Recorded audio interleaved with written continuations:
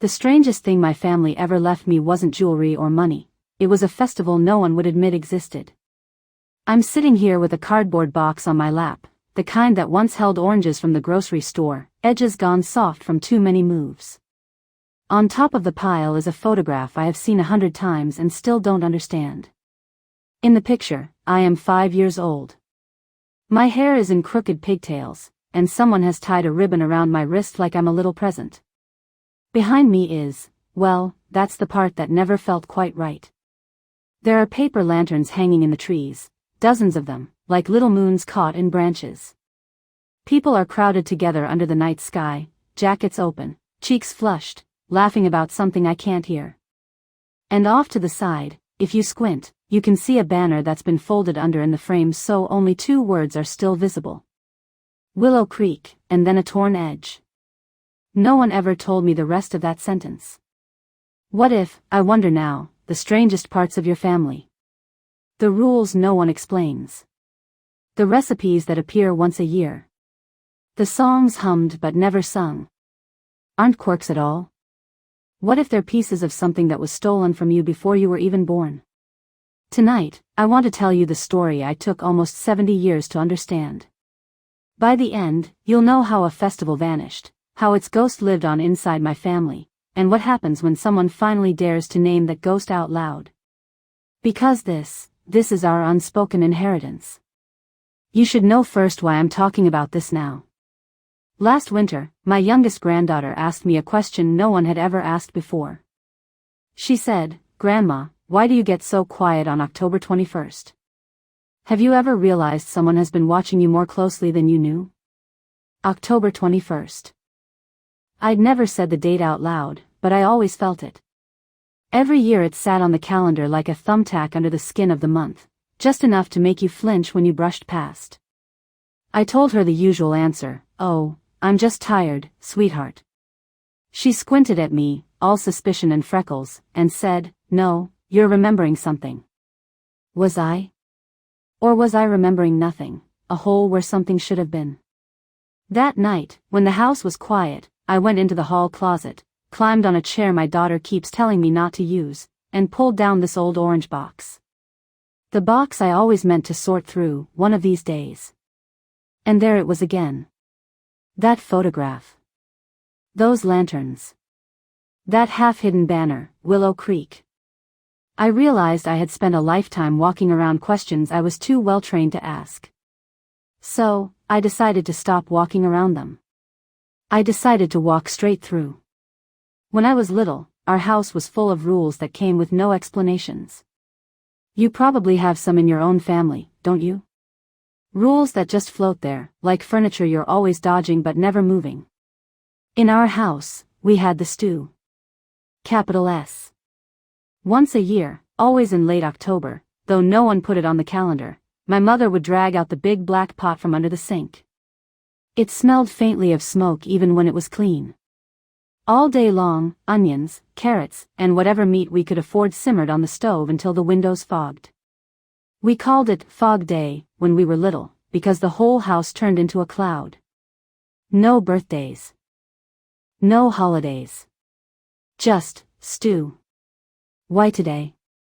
I asked my mother once, standing on a chair to stir. Because my mother did it, she said. And that, to her, was that. Have you ever been given an answer that was technically true but somehow felt like a locked door? Later that night, we'd eat by candlelight. But not fancy dinner party candlelight, these were short, stubby candles my father dug out of an old coffee tin. He always lit exactly 7. Why 7? My brother asked one year. Odd numbers are lucky, my father grunted. Then why not 9? I shot back. He stared at me for a moment too long, then blew out one candle and said, "Because I said so." We learned not to push. There was also the rule. We didn't talk about it as a rule, but everyone obeyed it. On October 21st, you did not travel. You did not start big projects. If you tried to plan something, a school trip, a shopping day, a visit to cousins, my mother would get this pinched look and say, "Oh, not that day, honey. Any other day." Why? It just isn't a good day to be out. Is it someone's birthday? My sister guessed. No. An anniversary? No. Then what is it? My mother scrubbed the dish so hard the sponge squealed against the plate, and finally said, "It's just a day we stay close to home." All right? How close is close when no one will tell you what you're staying close to? There were other little things. My grandmother, my mother's mother, used to hum the same melody whenever she washed dishes. Not a song we knew from the radio, not from church, nothing like that.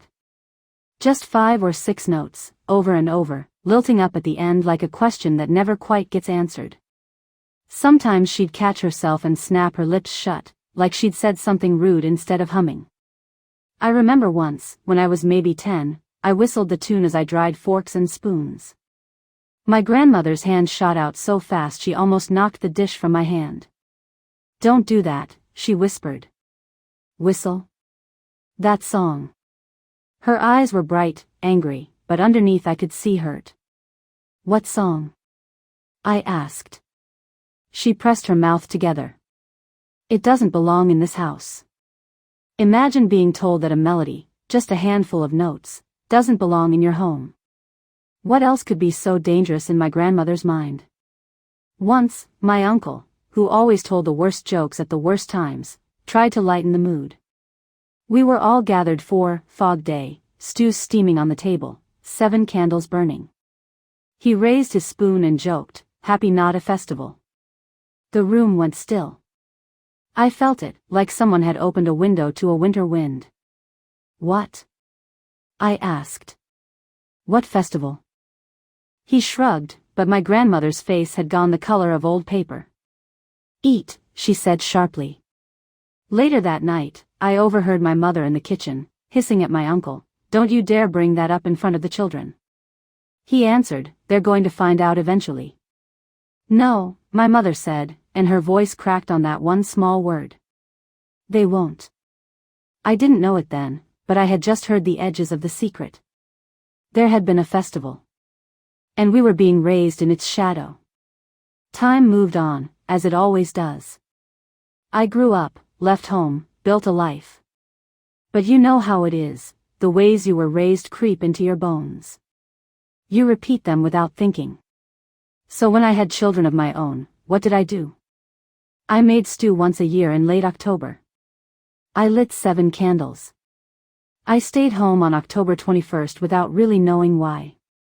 When my husband suggested we take a little weekend trip one year, leave on the 21st, miss the traffic, I said, with the same pinched expression I'd inherited from my mother, "Oh, not that day. Any other day." "Why?"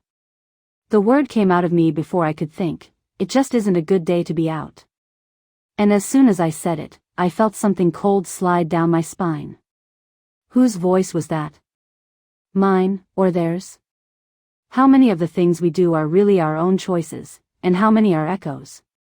For decades, I lived surrounded by these little rituals and absences. They were the wallpaper of my life. You stop seeing wallpaper after a while. Until my granddaughter asked her question.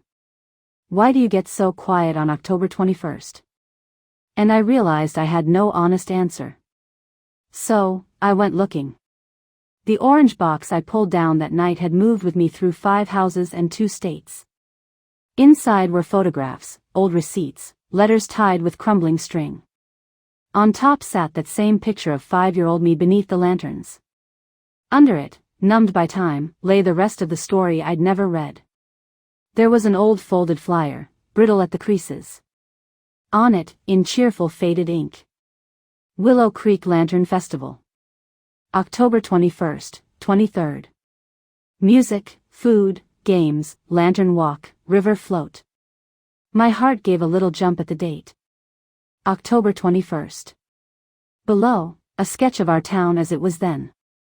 The river, the bridge, trees drooping over the water, tiny stick figure people holding lanterns that looked like stars on strings. And there, in the list of events, was a word that made my breath catch. Stew contest. I sat down right there on the attic floor. Stew. Lanterns. October 21st. It was as if someone had taken all my childhood quirks and laid them neatly on the table in front of me, finally showing me they formed a picture.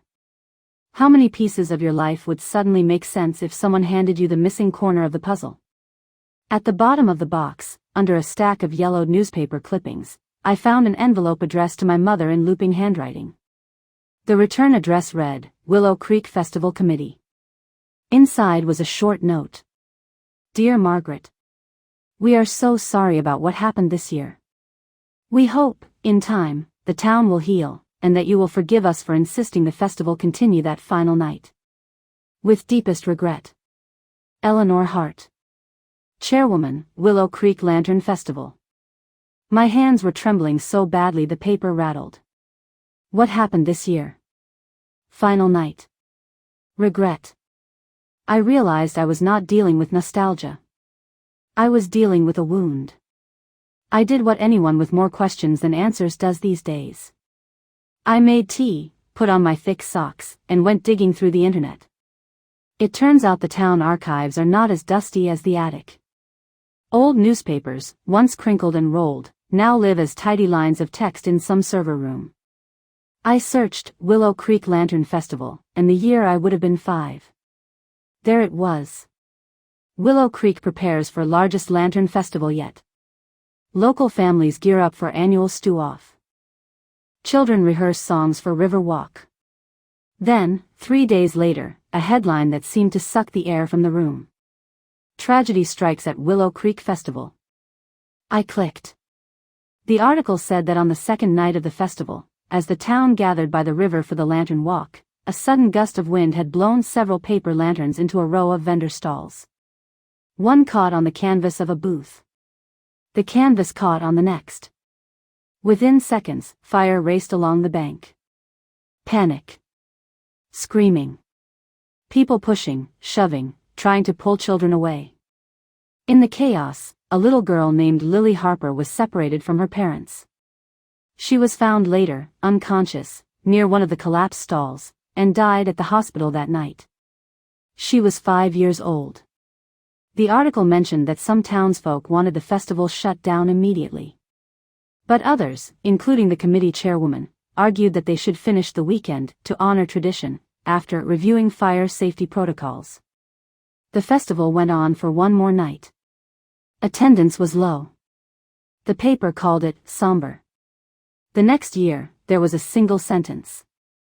Due to last year's unfortunate incident, the Willow Creek Lantern Festival has been discontinued indefinitely. Indefinitely, it turned out, meant forever. I sat there staring at my screen, feeling the weight of unseen years pressing down on me. A little girl dies. The town insists on carrying on. Grief turns to anger, anger to shame, shame to silence. Could something like that really reshape a whole community? Could it reach into my mother's kitchen, my grandmother's humming, my own parenting decades later? I thought about my grandmother's tune at the sink. 5 or 6 notes, rising like tiny lanterns in the air. Maybe it was part of a song they sang on the riverbank. I thought about the candles, always 7. Were there 7 booths that burned that night? 7 families who lost businesses. 7 committee members who voted to keep going? I don't know. Grief loves symbols, and my family loved keeping those symbols but stripping them of explanation. What I did know was this. October 21st was not just a day we stay close to home. It was the day everything changed. Finding the facts in the newspaper was one thing. Facing the people who had lived through it was another.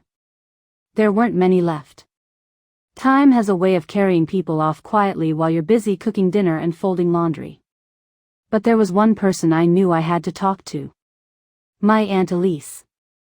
She was my mother's younger sister, the one who had moved away for a long time, then come back after her husband died. She still lived in a little house near the river, her backyard pressed up against the same trees that used to hold lanterns. I called her and said, Aunt Elise, I found some old things about the festival. There was a long pause on the other end of the line. Come over, she said. Her voice sounded older than I remembered. When I stepped into her living room, It smelled like lemon polish and old books. On her coffee table, a pot of tea was already waiting, 2 cups beside it. You always had good timing, she joked weakly. I found the flyer, I said, skipping past small talk. The Willow Creek Lantern Festival flyer. And the letter from the committee. And the articles. Her shoulders sagged, like someone had let the air out of her. Well, she said, so the river finally told you its story. What happened? I asked. To us? To our family? She stirred her tea without drinking it, spoon clinking against the ceramic. You remember the picture of you under the lanterns? She asked. Yes. That was the last night. She told me that our whole family used to live for that festival. All year long, people swapped recipes, saved money, planned lantern designs.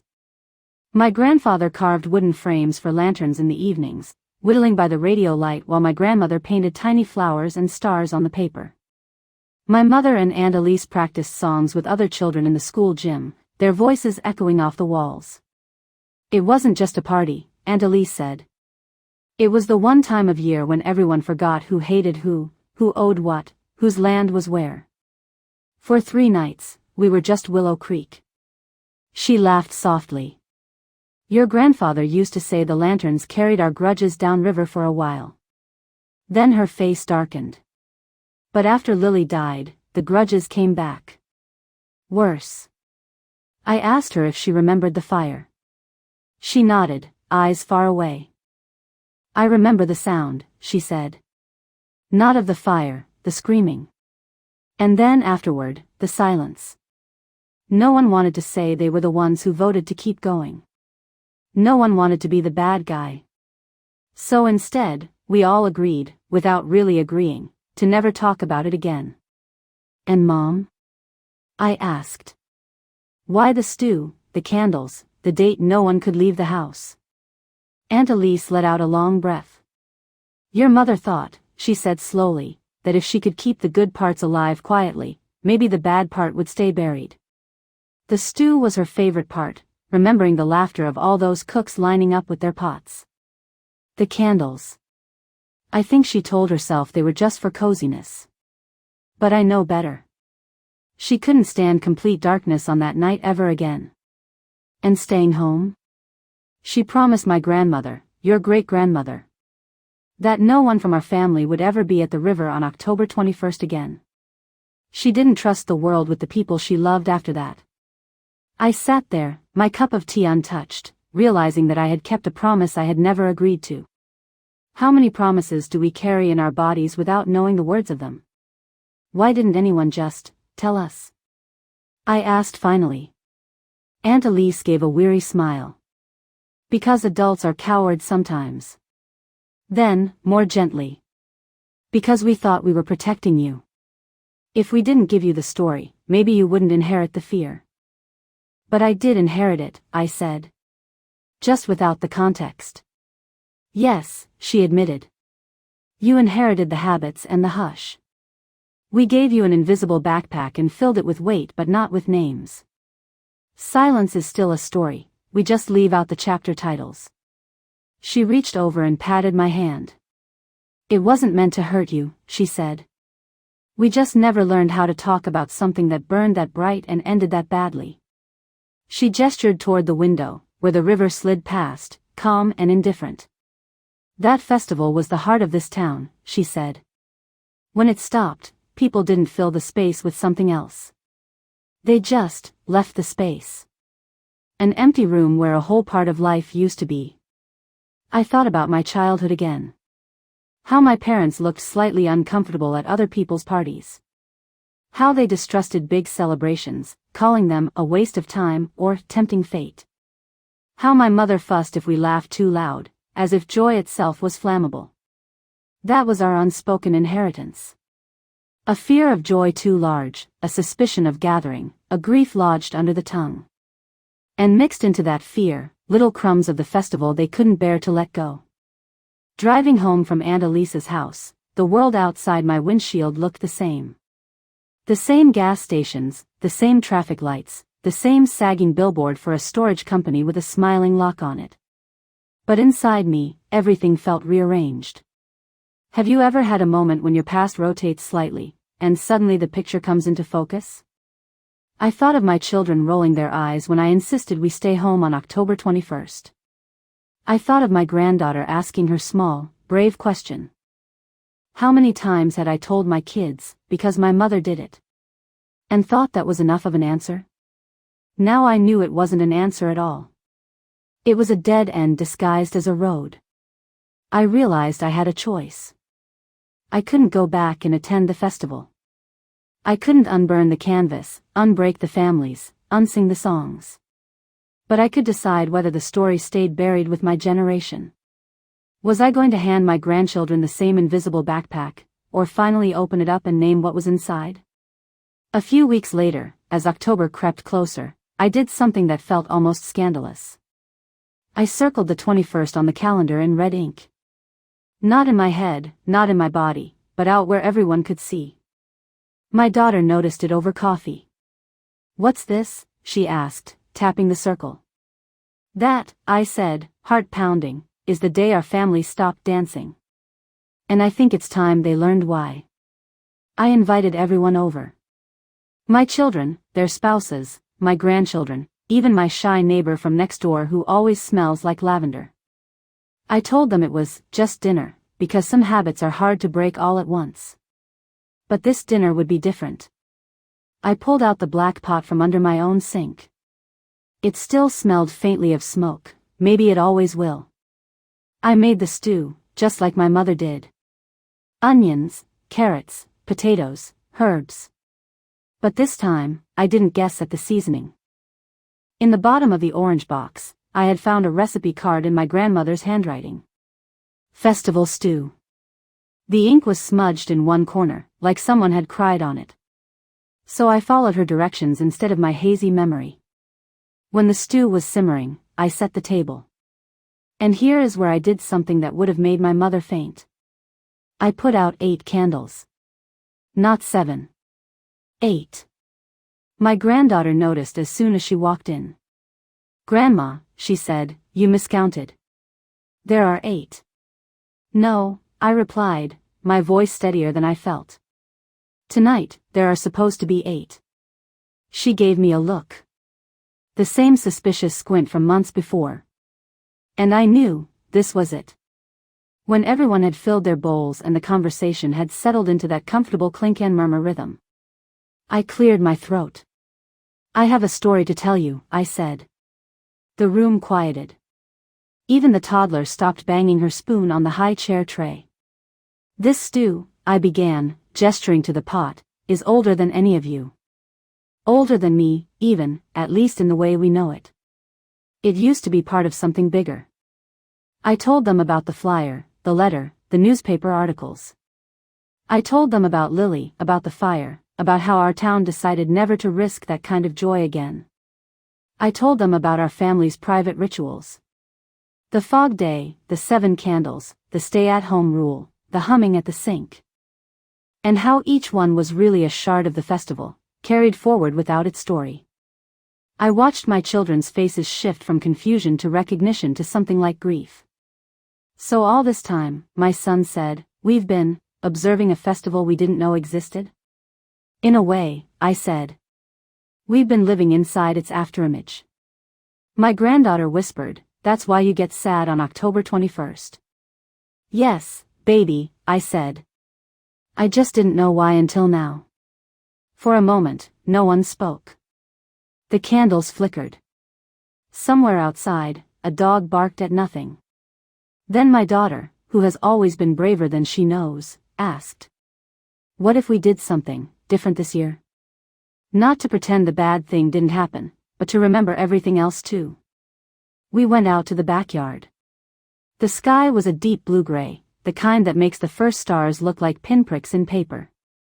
From the closet, I had pulled down a box of paper bags and little battery tea lights. I may be sentimental, but I am not foolish enough to trust open flame on a windy night. We decorated the bags with markers and stickers. The littler ones drew crooked hearts and wobbly stars. My oldest grandson drew a river with lanterns bobbing on it, even though I hadn't shown him any pictures. Can we put names on them? My granddaughter asked. Whose names? I said. Whoever we want to remember. So we did. We wrote the names of people we'd lost. My husband, their other grandparents, a neighbor who used to slip the kids candy, my grandmother who hummed that half song. I wrote Lily on mine. Just Lily, nothing else. I didn't know her, but in some strange way she had shaped my entire life. We lined the bags along the edge of the yard and turned on the lights inside. They glowed warm and shy. We didn't march, we didn't sing, we didn't make speeches. We just stood there together in the soft light, letting the night hold us. I hummed my grandmother's melody, quietly at first. My granddaughter looked up. What song is that? The one my grandmother wasn't allowed to sing, I said. Tonight, I think it can belong in this house again. She tried to mimic the notes, stumbling but earnest. Soon we were all humming it together, a clumsy little choir under a sky that had forgotten the fire a long time ago. And there, in my backyard, I felt something unwinding in me that had been clenched for decades. I won't pretend that fixed everything. Grief that old burrows deep. There are still parts of my family that flinch at big parties. I open flames with more suspicion than most. But now, when October 21st comes around, we don't stay home because it isn't a good day to be out. We stay home because we choose to gather. We stay home because we are filling the empty room. We make the stew. We light as many candles as we feel like. Sometimes it's 7. Sometimes it's 8. Sometimes it's 12 and one of them is shorter and keeps sputtering out, and we laugh and light it again. And we tell the story. Always, we tell the story. Because that is the part my parents didn't know how to do. They knew how to keep the rituals. They just didn't know how to give them context. What is a tradition without its story? It's just a habit dressed up in nice clothes. We inherit more than blood, we inherit unfinished sentences and missing festivals. If you're still listening, maybe you're thinking about your own family right now. Do you have a dish that only appears once a year, for no clear reason? A song half sung? A date that everyone tiptoes around? Maybe, like me, you've been living with the outline of a story, but not the story itself. You don't have to find a newspaper article or a hidden letter for it to matter. Sometimes all it takes is a question, asked kindly but firmly. Why do we really do this? And if the answer is, because my mother did it. Maybe that's your invitation to dig a little deeper. You might find something beautiful. You might find something painful. Most likely, you'll find both woven together, like lantern light and shadow on water. As for me, I think of that little girl, Lily, every year now. Not as a ghost to be feared, but as a child whose story deserved to be told instead of buried. I think of my grandparents, buzzing with excitement as they painted lanterns and stirred stew, never dreaming how it would all end. I think of my mother, trying so hard to keep the good while outrunning the bad, and of all the ways she almost succeeded. And I think of my granddaughter, standing in the backyard, humming the forbidden melody without any of the old fear attached to it. That is our new inheritance. Not just the hurt, but the healing. If this story stirred something in you, if it made you think of your own family's odd rules and tender habits, would you do me a favor? Tap that like button. Not for me, an old woman with an orange box of photos. But for the families, like ours, trying to name what's been silently shaping them. It helps more people find this kind of story here on Dust of Old Days. And if you'd like to hear more grandmother-style tales, more hidden corners of ordinary lives, more lost festivals and half-remembered songs, you can subscribe to Dust of Old Days.